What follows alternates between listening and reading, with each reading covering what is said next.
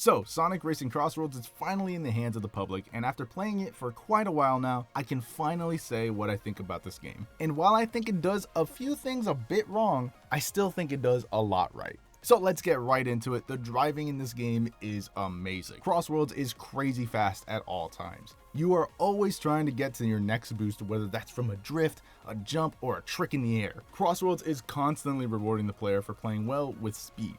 I'm not great at racing games, as evident from this comment on my Sonic Racing ranking video, but even I felt like I was playing really well basically all the time. The controls feel extremely satisfying. There hasn't really been any point where I'm playing and I feel like the game was unresponsive or anything like that. Every mistake I make feels like it was my fault and not the game's. Drifting feels amazing, and the tricks are so fun to execute at any moment you're in the air. Like, you can just do a little bump, and if you're in the air, you should try to do at least one trick so you get a boost when you land. You gotta do like one trick, man. You gotta do it once, come on. You still have the typical kart racer stuff, like if you're in first place, you should be ready to get assaulted at any moment by everybody. Thankfully though, I don't feel like there's any item that feels too annoying or punishing. Like, they all feel pretty balanced and work well together, other than maybe the monster truck. The monster truck, while annoying, is fucking hilarious. I love that thing. Squishing players, and hell, even being squished by a monster truck is hilarious to me. I don't know if that's gonna wear off after some time, but it's still really funny to me, like almost 20 hours into the game. But speaking of balance, I didn't think the gadget system they introduced in this game would be balanced at all, but I'm really glad to have been proven wrong. Basically, you have a perk system now where you can add modifiers to your racer that can benefit you in loads of different ways. You can add more attacking items in rotation for yourself, you can grab rings from a longer distance, or you can do faster tricks in the air, which is what I usually go with. I like being flashy and just doing a bunch of tricks. It's really fun. Each gadget has its own price to pay with how much space it takes on your license plate thing. I don't know what it's called really. I'm gonna be honest with you, I forgot what it is. So you really have to pick and choose which ones work for you. And the more races you do, the more gadgets you unlock. So it's a nice incentive to keep racing. You also get a few loadouts that you could switch between for whatever situation you're in. So it really allows you to customize your own experience while not being unbalanced. Maybe one day people are gonna find a way to optimize it and make every race a living hell. But for now, it's pretty good. On the topic of customization, you can also customize your vehicles. Every character can drive every kart except for the Babylon Rogues, of course. It's not that they can't get in a kart, it's that you shouldn't put them in one. At least not around me. To start, each vehicle has their own category, that being strength, acceleration, speed, handling, and boost. Each one feels different to drive in, so it's up to you to figure out which one feels the most fun. After you find your preferred playstyle, you can further customize your vehicle. You can mix and match different parts of different karts, changing the stats that they have, and really fine-tune it as much as possible to fit your playstyle. Or you can throw all of that out of the window and make an abomination like I did.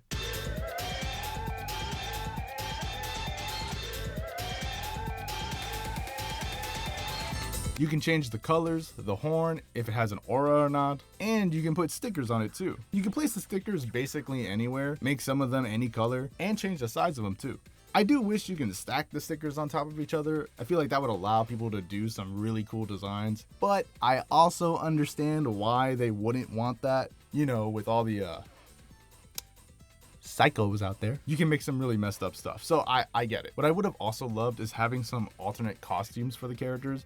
Yeah, it's awesome to see Sonic riding some extreme gear again, but I gotta admit, it feels weird to see him without his rider's outfit on. I like the character model. I don't think they need to elongate his limbs or something, but I just think it would be really cool to have his rider's shoes or glasses on at least. Same thing with all the characters. I think some costumes would have been really nice, and it feels like something that it's just missing without them, in my opinion. I know you can get like some of these robot looking costumes, and that's cool, but like, maybe one more wouldn't be so bad, you know? But now when it comes to the actual content in the game, you have a few things that you can do. On the single player side, you have Grand Prix. This game does a really cool thing where it gives you a rival for every Prix you race, and when you start the match with your character, they have special lines with the rival that the game has chosen for you. It's really cool to be able to see characters who basically have never seen each other acknowledge one another for the first time. Also, it can just give cute interactions between characters, which Sonic fans love, including myself. And while actually racing them, they really do feel like an actual rival. And while actually racing, they really are your rival for this race. they'll be neck and neck with you for a majority of the time. And the higher difficulty you have them, the bigger the problem they are. They can be ruthless in their speed and item uses. Because of this, I now have beef with an 8-year-old child named Tails. The races themselves are actually really cool too. As you race through the track, you'll get to your second lap, which is where the whole CrossWorlds part of the game's title comes into play, because every second lap will be different for every race. Whoever is in first place will be able to choose 1 or 2 randomly chosen maps that the race will transform into until you reach lap 3, which goes back to the original map that you were racing on. This system not only keeps the races fresh every time, since you never know what's going to happen, but also forces the player to never get comfortable since they don't know what's coming next. So map knowledge is going to be extremely important if you want to get first place every time. Mind you, crossing into the next world is incredibly smooth too. You never feel the transition with like a little load or stutter. It just happens every time. Even if someone goes into the portal before you and you throw an item at them, it still chases them. It blows my mind how well done this is. The tracks themselves are also really well made. Each track has hidden paths that you can take, which can either require skills or sometimes a well-placed item. They all feel extremely different from each other and are just plain fun to drive in. Once you do all the Grand Prix, you will unlock supersonic speed, which makes the races even faster than before. I played it a bit, and let me tell you, I can barely keep up at times. It was great. It's a great speed for people who don't like to blink. And if you beat all the rival characters at least one time, then you unlock a super secret character that you can never guess who it is. You will never be able to guess who it is. Spoilers, it's supersonic.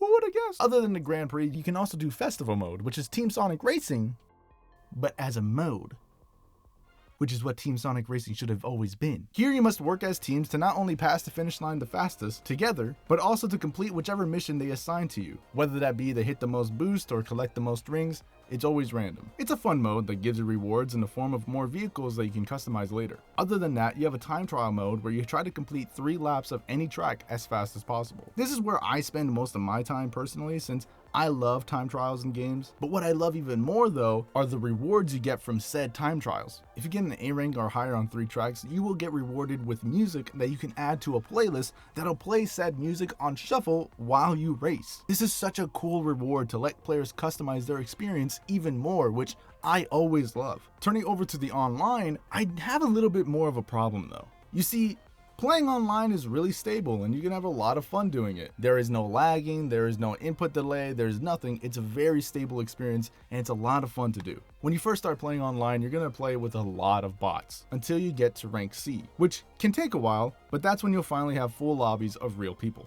The races are fun and all, but all you do is race a single track and then leave to find more people every single time.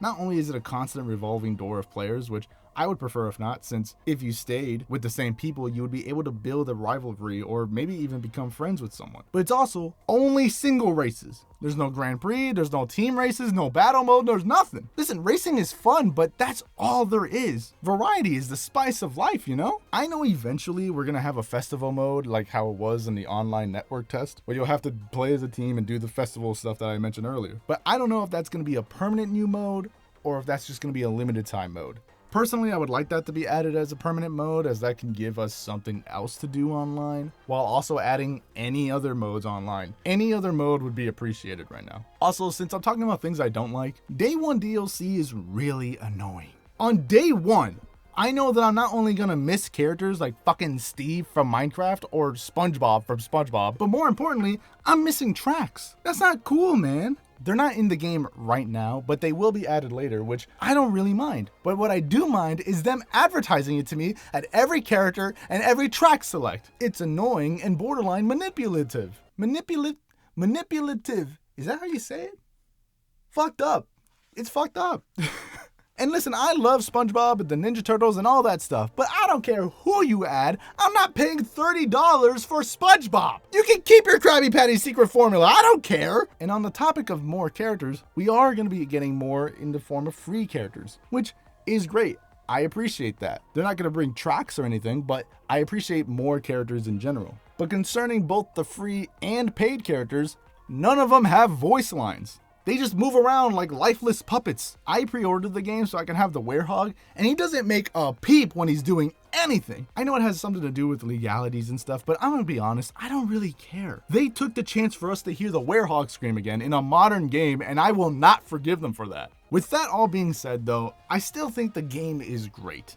It has some problems, the most glaring ones being its monetization and how they implement it, and also the lack of different modes for online. However, it has so much going for it. The gameplay is fun, the music is fun, the UI is really snappy and quick, the visuals are eye candy with all the colors and effects going on. It definitely doesn't look the best graphically, its resolution is definitely a little bit lower as well, but the art direction really pulls through and saves it visually. Also, I love the audio design, the drifting and the boost specifically both sound amazing. But with all that being said, is it worth $70 or even $90 for the deluxe edition?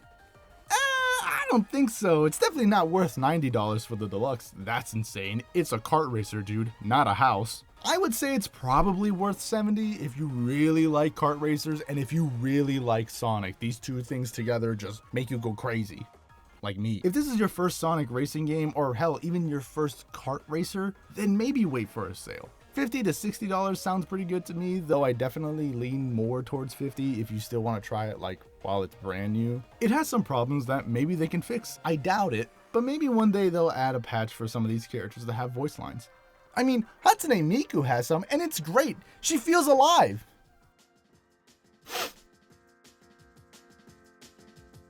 Hatsune Miku! Hey, welcome to the end of the video. What is up? Have you played Sonic CrossWorlds? If so, what do you think? Do you like it? Do you hate it? Let me know down in the comments. And if you haven't played it, let me know what you think about it. Does it look cool? Does it look like trash? I don't know. If you enjoyed this video, please leave a like. And if you really enjoyed this video, hey, subscribe. That'd be pretty cool. You can see more stuff that I do. That'd be nice. Anyway, thank you so much for watching, and I hope to see you again.